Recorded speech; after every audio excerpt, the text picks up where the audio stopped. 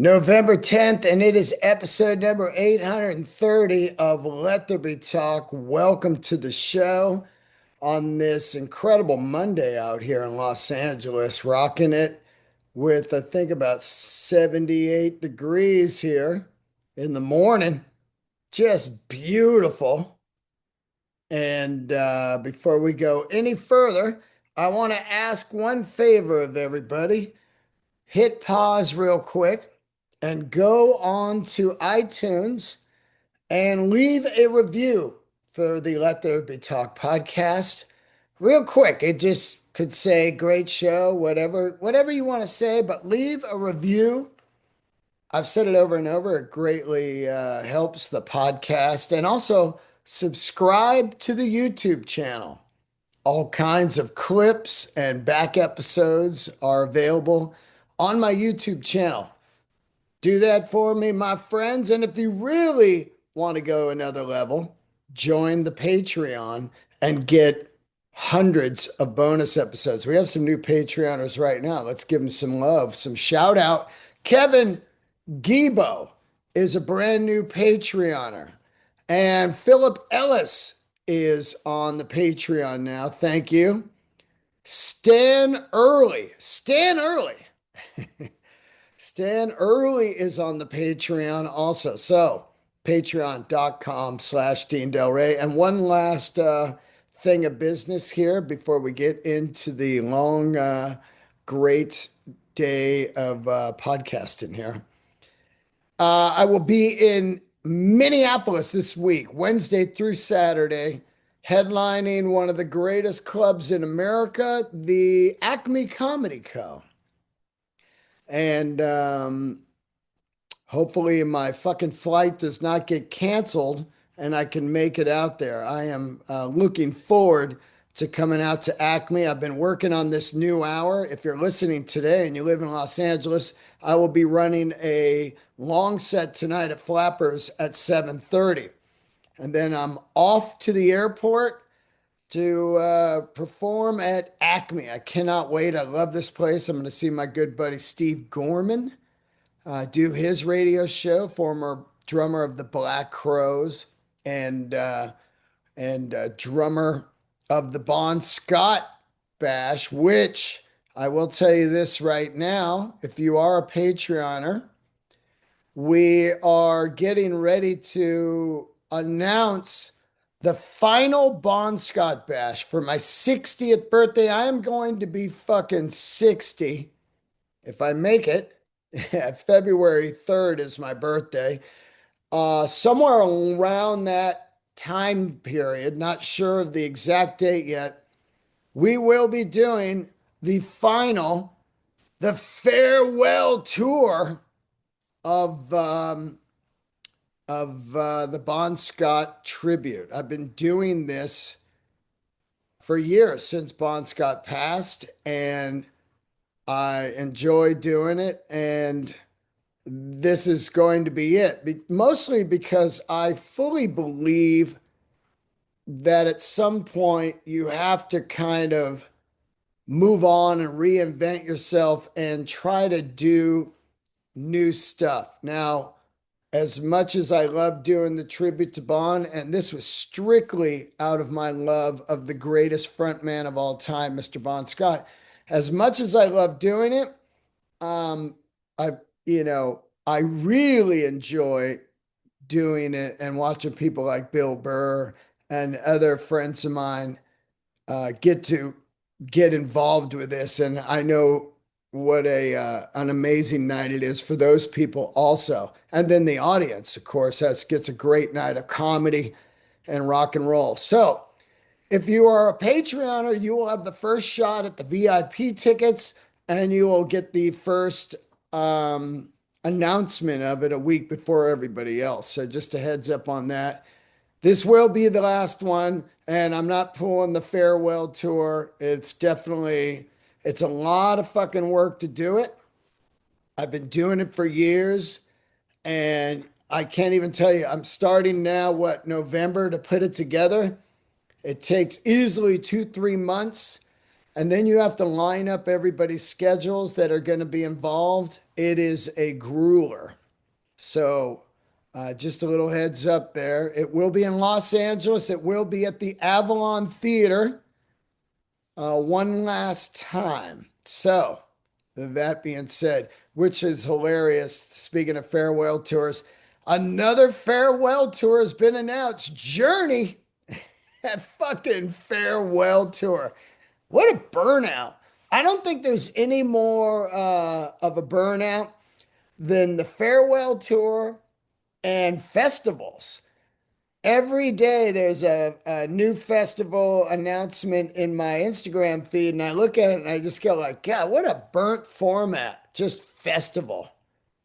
Now, that's not like some old man Dean shit, because, if you like festivals, it's great, but they just all look the same lineups, and they just change the name, Desert Head, uh, Boat Vibes, Rain Tree Festival, just all that, and then it's just the same five headliners, and then a 80. It's a burnt format, man.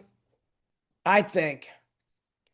I love it back in the day where there'd be like two or three in a whole year. You'd have Coachella, Bonnaroo, and maybe a Donington over in the UK or something, or the Isle of Wight, shit like that. But every city has a festival now, and it's pretty fucking it's insane. I just look at that and I go, oh, well, that's a $5,000 weekend, hotel, flight, and ticket, and food. Because as soon as the industry realizes there's a festival, they go, your hotel is now 800 times the original price. Your gasoline is now 10 times the original price. It's just, that's, like I said, that's not grumpy old Dean or anything. I think there needs to be something special about the festival. Like that one I went to a couple years ago, Power Trip, where it was 4 or 3 nights of just really focused two bands a night. And it was just great. Anyway, those are the announcements so far. So, welcome to the show. Lots to get into. The first thing I want to talk about is congratulations over the weekend, Soundgarden and White Stripes.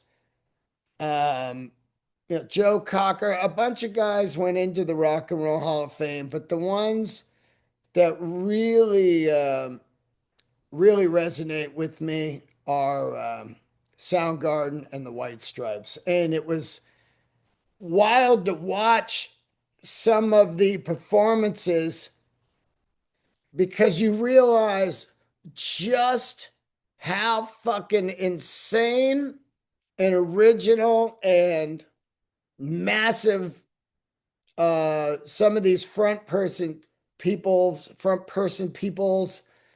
were. And one of them being, of course, the great Chris Cornell. And it was interesting to watch them try to, I mean, I don't really know what what their thoughts were, on who you just can't get somebody to sing those Cornell tunes, man. There's a lot of people that can hit the notes and stuff, but it was just about that man, the organic and the power and the songwriting, everything about that guy. As you watched like Taylor Momsen or what was it, Brandy Carlisle, fine singers, sure, but nowhere near even coming close to an inkling of what that guy was about. Same with Paul Rogers. On paper, a lot of people are like, Paul Rogers, there was years where every year Paul Rogers would win best vocalist of all time in some magazines like Rolling Stone or, you know, Kerrang, European magazines, classic rock mag, or whatever, they'd always, it'd be Paul Rogers, and then they go, Paul Rogers, what about Robert Plant, or what about, such and such. But it was funny even to watch the great Chris Robinson sing some Paul Rogers.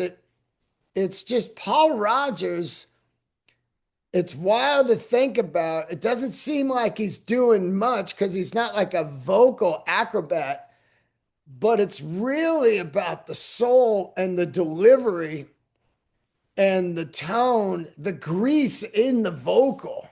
It's fucking wild to watch people step into those shoes. Even when, I mean, come on, man. I do the Bon Scott. Are you kidding me? I don't even come close.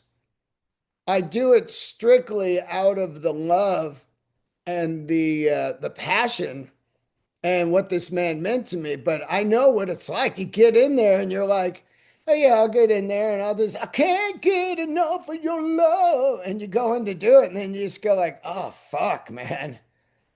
So it was really wild and just, you know, incredible to take that in and just be like, holy shit, man. Cornell, Paul Rogers didn't show up, unfortunately. And he said he could sing, but he was, I don't know, he didn't want to deal with the travel or what. I don't know what that was, which was kind of sad because I'd love to see him. And then Meg didn't show up from the White Stripes, and I did not dive into why. Um, years that there's rumors. I don't know anything about it. I've never asked anybody. It's none of my business, but there was like rumors, mental health issues or whatever. But I watched Jack White give an incredible, um, acceptance speech and mad love for Meg. And then I just sat there in it for a little while and thought about that incredible era of music of yeah, yeah, yeah, Strokes, White Stripes, um, you know, that that thing, Soundgarden, of course. But I'm talking about like, when the White Stripes came out and this whole thing of like rock hit again. And I saw the White Stripes at the Fillmore. And I posted it on Jack White's Instagram. I was just saying that I'd seen the White Stripes so many times, and every time it just blew my mind. But the first time I saw them, Fillmore, and they came out, they did Dead Leaves on the Dirty Ground, and I was just fucking blown away. Blown away. The two people were just dominating, and then to get to the level that they got and, the songwriting. Oh, I mean, you cannot go to a sporting event without bum, bum, bum, bum, bum, bum, bum, bum, bum, bum, bum, bum, bum, no, no, no. What a fucking riff. Jack White is just fucking primo. And then those Soundgarden guys, which by the way, I want to give a fucking hats off. Listening to them play, Ben Shepherd, Kim, Matt Cameron, listening to that fucking groove, Rusty Cage. We have been blessed with some insane music in the last 40 years or so. Just unreal. And then Outcast went in, I said it before, love Outcast. Not sure that they should be in there before other people, but I'm not even getting into that game anymore. I've had that argument before, you know. You gotta put in the original before you put in the person that was influenced by the original. But over and over, I say it, eventually the greats will get in there as the younger people start voting and the old regime gets out of there, the old crusty get off my lawns. But yeah, it's there it is. It's in again. The book is closed for that chapter, and then it'll get here again like Groundhog's Day, and people will be like, I can't believe that every year. It's like that great Tom Papa bit. I want to live to be 100. It's like, really? It's the same shit every year. New Year's Eve, Super Bowl, 4th of July. I remember seeing Papa do that when I wasn't even a comedian, you know. I would just go see comedy and I watched him do that and I was like, "Oh my God, you've got to do everything in your power to not live a Groundhog's Day as far as your life of the same fucking thing over and over and over, you know? That is the goal. That's why I'm retiring the Bon Scott Bash. And I'm kind of looking forward to doing it, man. The toughest thing about the Bon Scott Bash is the goddamn set list. If you've gone to one, you know we do the classic bonds, and then we throw in some of the deep cuts. And I've said it before, you rock the deep cuts, and when you're doing a comedy AC/DC show, you got people that are there for comedy that necessarily aren't music fans, especially they're not going to be hardcore AC/DC fans, but then you got a full group of people that are there because they love AC/DC, and then you got a bunch of group of people there that have, you know, fallen in love with this yearly bash because it's pretty fucking fun. It's a festive evening, but you got to put together the set list, and that's always tough. I mean, I've said it before, my dream is to do 2 nights. But in this world after COVID, where people don't buy tickets till a day before the show, we can't really do 2 nights because I put the whole thing together and I pay for the whole thing. And unless it's sold out in like a day, and then we'd go, okay, now we can add night two. But that does not happen in this world. So, but in the dream, it'd be night one would be the hits, and night two would just be fucking deep tracks for the super fans. And you know what a big fan I am of bands that do different set lists every night. Metallica's out there doing it, Black Crowes do it, Dead and Co do it. Those are my favorite nights to go and see because you can go one night and then the next night you can go and see completely different set. So that's a dream. And you never know, dreams could come true. I was really, really honored to have Bootsy Collins on last week. If you haven't listened to that episode yet, go back and listen to it.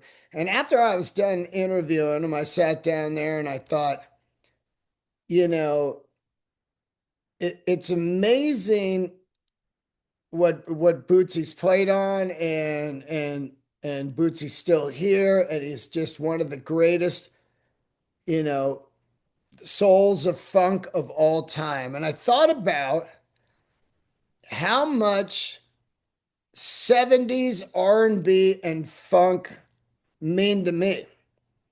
And I thought, you know, I could easily do a monthly podcast where I just do a deep dive into a 70s funk record.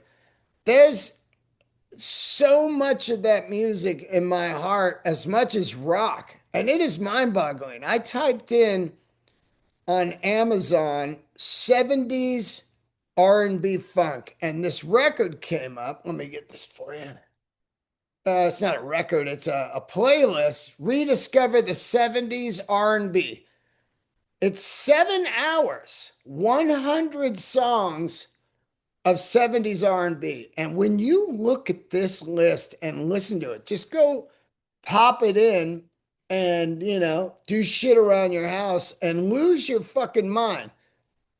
As much as rock was dominating the radio, 70s R&B, I would argue is almost bigger than rock in the 70s. And all those fucking idiots that are like, I can't believe they don't have rock at the Super Bowl. And I've said it over and over. I can't believe some of these groups never played the Super Bowl. And I'm going to go through some of this playlist because it is unbelievable what was going down in the 70s. Now, there's 100 songs. I'm not going to go through them, but I'm just going to give you an idea of the level of songwriting and the level of funk and R&B that was going on in the 70s. All right? As much as hip hop dominates now, it doesn't come close to what was going on in the 70s. First song, Ain't No Sunshine, Bill Withers. Now, it's a ballad, but it was all over the radio. I want to mostly focus on the up-tempo funk, what I would call roller skate rink soundtrack. You go to the roller rink and they play like Hot Blooded, and then the next song would be Superstition, Stevie Wonder. Full roller skate rink rock, but it's not rock, but it was rocking you. The roller skate guy, I've said it before, Roger, the dick DJ at my roller skating rink, they'd fucking throw you in the penalty box. Excuse me. If you were skating too fast. I think about that now, just like the guy come grab you, he'd whistle, get in the box, the penalty box, like you're playing fucking hockey. You paid to go roller skating, and this guy's taking time out from your skating because you went a little too fast. I often wonder if that guy became a cop. Okay, so look at here, roller skate R&B masters, Rubber Band Man, the Spinners, hang on a bone, rubber band man, unbelievable song. September, Earth, Wind and Fire.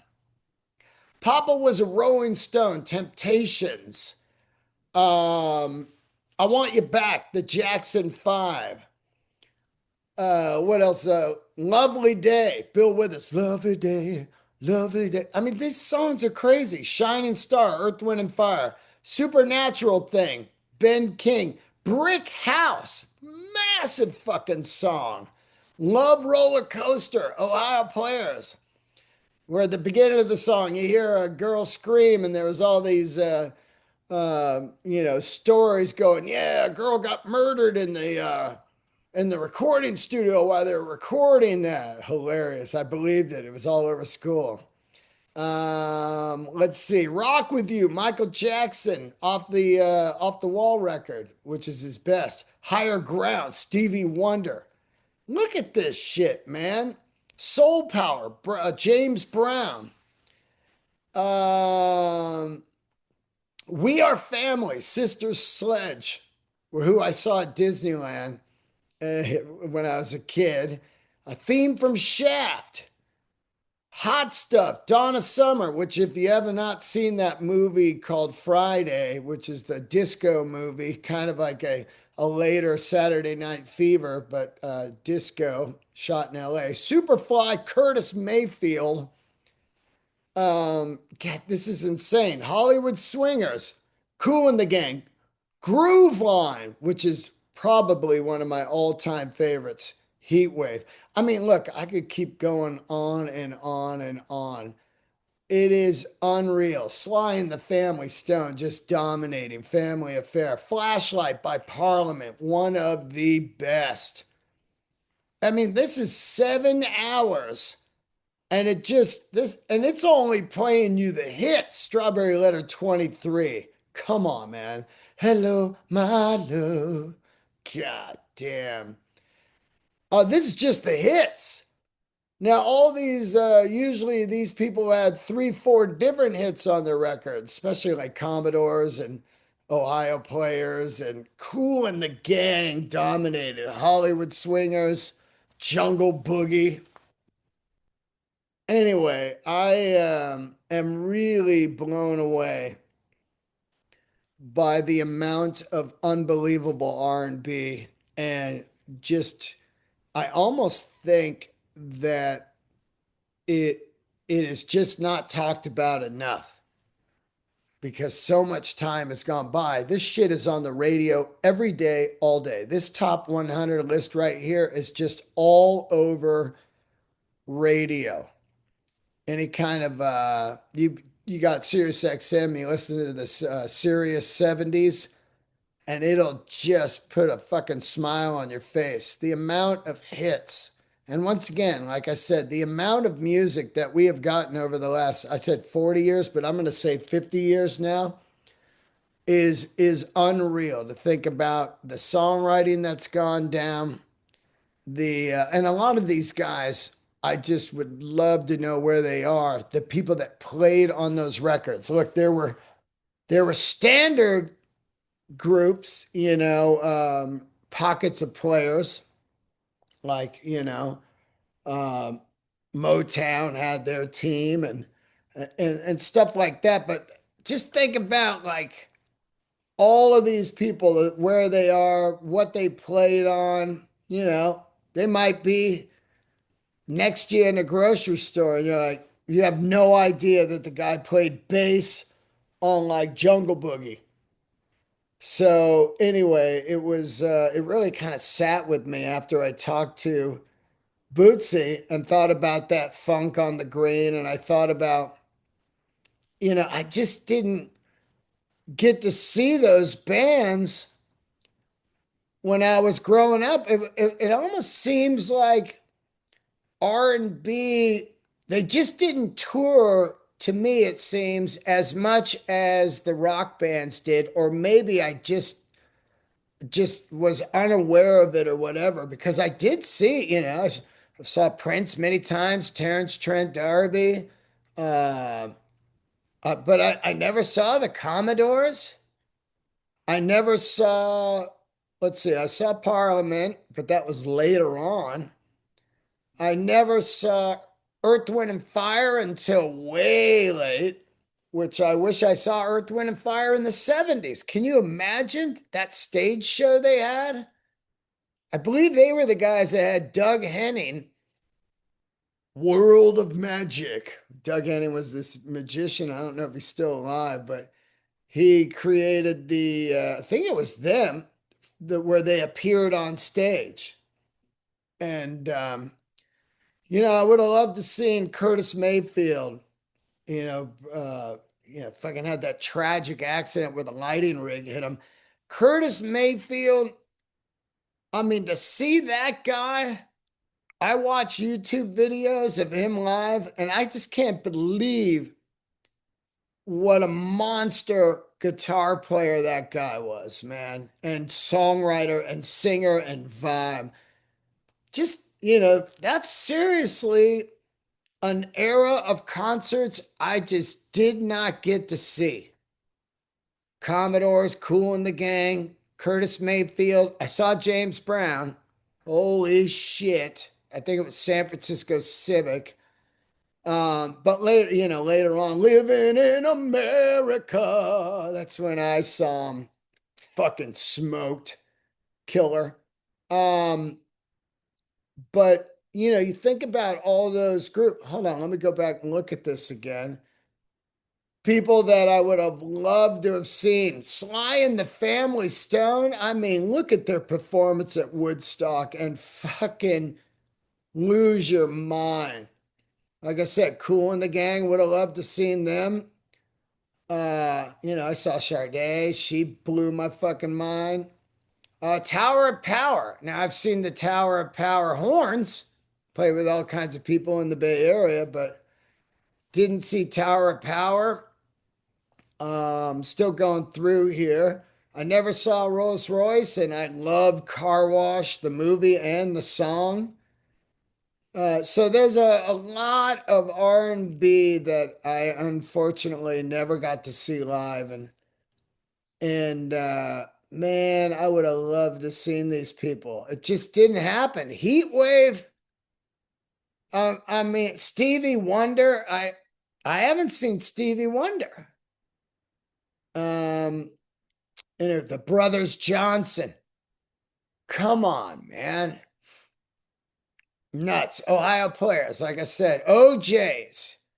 Would have loved to seen the OJs. Anyway, so I just wanted to talk a little bit about that because I just, I look at that list and then I think about the music I listen to, and it's just a massive part of my life, even right now, you know. So dig into that. If you got Amazon, like I said, it's called Rediscover the 70s R&B, a decade when soul expanded, going bigger, badder, bolder, and smoother. 7 hours, 13 minutes, 100 songs. And I'm sure whoever you use to stream, you can you can find it. Which, by the way, streaming my record, 5836, the audio from my comedy is out right now on all the streaming platforms except Spotify. So go give it a spin while you're in your car, listen to some live from the cave comedy and enjoy that. It's out right now. Share it with your friends, and working on putting that thing on vinyl, and also working on getting ready to do another special. If you come out to the shows, I'm deep, deep into writing this new hour. And I've said it before, I'm really loving it. Some nights I eat a dick, and other nights I feel like, holy shit, I am getting there. Okay, yesterday I finally went to go see One Battle After Another. Okay, and do yourself a favor. Get yourself to the theater before this thing is out of the theater. This is one you're going to want to watch in the theater, which I say go to the theater anyway. See all your movies out in public. Take in some old school movie going. Pay the price. Sneak in your candy like old school and get to the movie theaters. I've gone 4 times in the last, I don't know, 3 months, and have enjoyed every minute of going to the movies. And I'm still trying to go at least once a month. So I saw that Wes Anderson film. Then I saw the Bruce film last week. Then I saw One Battle After Another. Now I've been trying to see this film for a good 3 weeks, but it was sold out every fucking night in LA at Tarantino's Theater, the Vista. So finally, I tapped out. I had to go see it. I went to another theater because I did not want to miss it. And so I went yesterday. It's 2 hours, 45 minutes. It fucking whizzes by. You're not sitting there going, God damn, this is long. And I enjoy a long movie anyway. What's the fucking hurry in the this day and age of fucking people, you know, just ADD, swipe, swipe, swipe, swipe. A good long movie. Most of the movies I fucking love, I think about, they're over 2 hours, which is funny. I went to the movie theater yesterday, and out of nowhere, Judd Apatow's there seeing the same movie. Now, I have not seen him in a good 8 months. I used to see him all the time at the Comedy Store, but he's been busy working on stuff. He did a Maria Bamford documentary, he told me, and another documentary. I think it was a Mel Brooks documentary or something. I can't remember. Anyway, he's got a couple documentaries coming out, but it was great to see him. And he's always accused of his movies being long. I never felt they were long. And I mean, imagine editing and cutting up Apocalypse Now or any of the classic long movies. You look at it and you go, well, what are you going to take out? Fucking just sit in it and take some old school storytelling. So Paul Thomas Anderson did this film. It cost, I think it was $130 million, the most expensive film he's ever made. It's at 196 million right now, and it is a very original story. There's no Batman, there's no Robin, there's no Aquaman, there's no lasers. There's no AI. It is fucking old school movie making thriller chase, dark story. Great. Now, I went in not knowing anything. I refused to read up on it because I didn't want, every time something popped up in my Instagram, I just swiped by it real quick because I wanted to go in raw. And man, am I glad I did. What a fucking movie. And once again, I will say this: Leo is unbelievable. And I love Leo. And his body of work is insane. But man, Sean Penn, who you all know I fucking love, and still am blown away by walking off the stage at Hollywood Bowl and having him right there. And he goes, man, that was a great set. That is definitely top five highlights of my career because I absolutely worship that man's work. And I also think he's top five of all time. He's up there with me with De Niro, Dennis Hopper, and Sean Penn. These are my dudes. And holy shit, Sean Penn. I mean, it's fucking nuts. This role he pulls off. His body of work is unreal. Unreal. I've said it over and over, man. He's just delivered his entire life.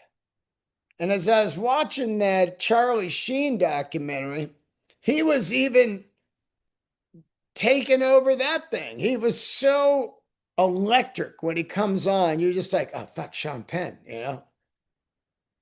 The guy is the high watermark. Think about the depth of and range of roles he's done over his life. From Spicoli, of course. You watch Spicoli, and at first you think it's just like a kid stoner movie, but when you really think about it, it is the ultimate coming of age film. It is dark as fuck, and he is killing it as Spicoli. And then like he was so fucking smart not to get typecasted into like a stoner roles. And then just the run. And I can, without going to IMDb right now, I can tell you the pictures that have fucking moved my brain when I watch this guy. One of them, Dead Man Walking. No matter where you sit on the fence on the death penalty, this film is going to fucking move you, and his performance is head spinner. Dead Man Walking. He got fucking robbed that year because he speaks his mind about the business or anything that he thinks is an injustice. And you can pay the price on that as far as, the industry, quote unquote, calling you difficult to work with or, a human with an opinion. They don't like that shit. They want you to fucking stand in line and obey the rules of the machine. And he's never done that. He's had a difficult, uh, you know, his thing between being famous and being, himself has been, I mean, from the Madonna marriage to all the way going over and interviewing El Chapo, all the way, going to Ukraine, whatever he does, people always have some kind of shit to say. But I will tell you this, man, he is unbelievable as far as what he's put on to film. Dead Man Walking, Milk. His performance in Milk is unfucking real. It is a master class of acting. A master class. Colors. Here's the ultimate combo. Dennis Hopper directing. Duvall, who is a absolute crusher of an actor, and Sean Penn, the ultimate gang film, if you ask me. The ultimate gang film. Nothing comes close of the reality of crack and the Los Angeles, Venice area of that time. The LA police and the brutality of the Crips and Bloods and and the police. Sean Penn. Sean Penn. I am Sam. Went full retard. Went home empty-handed. I am Sam. Get the fuck out of here. It's nuts what this guy has done. It is nuts, his films. Falcon and the Snowman. I mean, we could go on and on and on. And I just, I watched him last night on that movie, and I just thought, God, I fucking love this guy. What he has brought to the industry. There's a film, Assassination of Richard Nixon. It is fantastic. Do yourself a favor and see this film.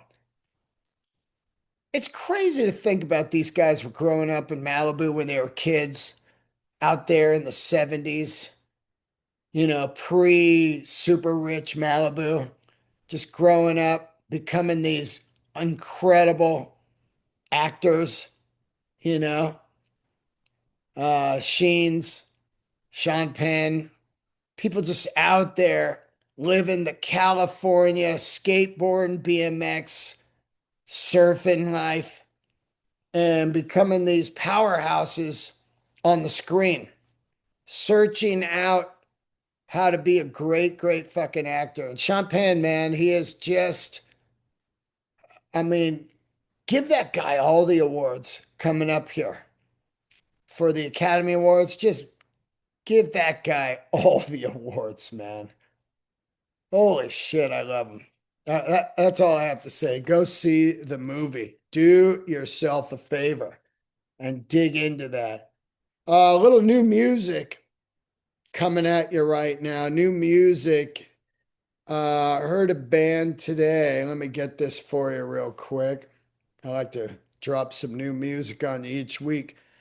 D Mob Happy, I guess is the band name. Demob and then Happy. D Mob Happy. They got a new song out called No Man Left Behind. And if you're into Queens of the Stone Age, which I'm sure you are if you're listening to this, which by the way, I'm going to see them tomorrow night, the Catacombs tour. Cannot wait to see this. I recommend you check this out. D-Mob Happy, the single just came out. No Man Left Behind. Enjoy it. I'm digging that and looking forward to seeing what the record's going to sound like. They got a lot of singles out. Looks like they put a full record out in 2018, a full record out in God damn, a lot of singles on this band. Sorry, I'm looking it up real quick. It is oh, my phone's off. Anyway, listen to that, dig into that. I think you guys will enjoy it if you're into Queens of the Stone Age. And also, I'm still rocking that Geese record. I can't stop listening to the Geese record. And I'm also still obsessed with this other record here. Hold on. I want to get you guys down so you don't miss this. I talked about it before. Um, let's see. Creeping Gene. Great. Creeping Gene. Jimmy Page showed up at their gig. I talked about it. But Creeping Gene, get into that. Get into the new Geese record. A lot of good records out there. A lot of good fucking music right now. Man, some good music, some good films. That is always the case in the bad political times. I remember during the Reagan era, that was nowhere near how bad it is now, but during the Reagan era, pretty bad. A lot of good fucking music back then, from punk rock to metal and great films. So you get the awful times, you get some good art. And I think that's going to happen even more because I think there's just going to be a disgust with AI and it's just going to have, as the kids would say, an ick factor. Ick, ick to AI. There's going to be eventually like just, I mean, it really feels every day like we are living in the Road Warrior times. You think about Mad Max and Road Warrior and think about AI and just ick. But then you got this great shit like Geese or Queens of the Stone Age, Catacombs or fucking One Battle After Another movie. And you're just going, oh God, thank God for this good stuff to take us away. Anyway, so those are that's some new music I was hitting you with. Back into the show here. Alice in Chains has announced they're going to release a super box set of the third record, often called the Three-Legged Dog record or Tripod. And I often call it the unsung masterpiece. Of course, we know Dirt is unreal, but to think about, and Facelift, of course, was monumental because of when it came out and what it did. It just started turning the world into grunge. And I've said it over the last year. I was even telling a friend of mine yesterday, I just fucking cannot get enough of grunge still to this day. I never burned out on it. I think the only thing I burned out on is calling it grunge. It kind of just cheapens it, putting it into some kind of fucking category, which is almost absurd. Hey, man, you listening to some grunge? That sounds so fucking dumb. Grunge fashion. You can pick up grunge fashion down at Target. Grunge fashion is back. But, that's the old gotta call it something, gotta label it something. Well, what are we going to do? Well, how about just calling it fucking rock, or good music? Grunge. Anyway, that third record came out and it is dark as fuck. It is the air, the end pretty much. Lane Staley. They end up doing that Kiss tour. I think they did some of the Van Halen tour, but saw them on the Kiss tour. And this record is amazing. And my friend Brandon over there on the Patreon knew right away that I was going to be excited that this extended box set version was coming out. And everybody knows how much I love this record. If you've listened to the last 13 years of this or my interviews with Jerry. It is a dark, dark record, and the videos are cool as shit. Grind, Brush Away, Sludge Factory, Heaven Beside You, Head Creeps again. It is Frogs. It is a insane masterpiece of art produced by Toby Wright. And oh my God, Sean Kenny, artwork. Never knew that he was the guide on the artwork. It is fucking great. It is a three-legged dog on the cover. And it's yeah, it's just called Alice in Chains, which is pretty amazing. Came out Halloween 1995. So it just had its anniversary. And man, is it a fucking record, you know? It is a record. First one with Mike Inez. Um, and he's got some good writing credits on there. My good friend Mike, he's been on the show. He's also the bass player for the Bon Scott tribute and one of the greatest humans I know. Just he's a lot like me. He's always like, "Isn't this great?" I'm like, "Fuck yeah, it's great." Anyway, so I'm looking forward to seeing what they do here. Not that I'll have it at the house because I'm, minimalist. It is interesting. I'm seeing a lot of people that are starting to have a backlash on streaming, which is kind of cool. The only bummer on that is you have to have shit in your house. But there's this thing where people are like, fuck the algorithm. If I stop, subscribing to a streamer, my music ends. And that is kind of true to a point, but you can listen to everything on YouTube. Everything's on YouTube. So, but I get it, you pay $10 or $13 a month, and then the month you don't pay, you have no more music ever again. I I do love the comforts of streaming. I've said it before because I like to have nothing in my house these days.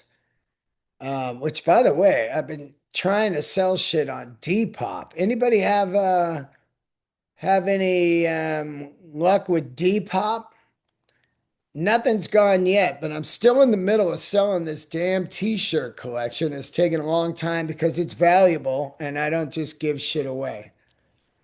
But anyway, it's kind of cool to see people are, into cassettes, CDs, and of course, vinyl's hotter than ever.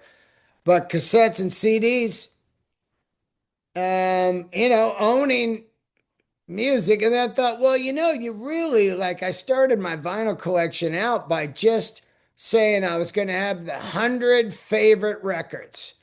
And you can't even believe how quick 100 happens. Just on AC/DC alone, you got like 7 albums.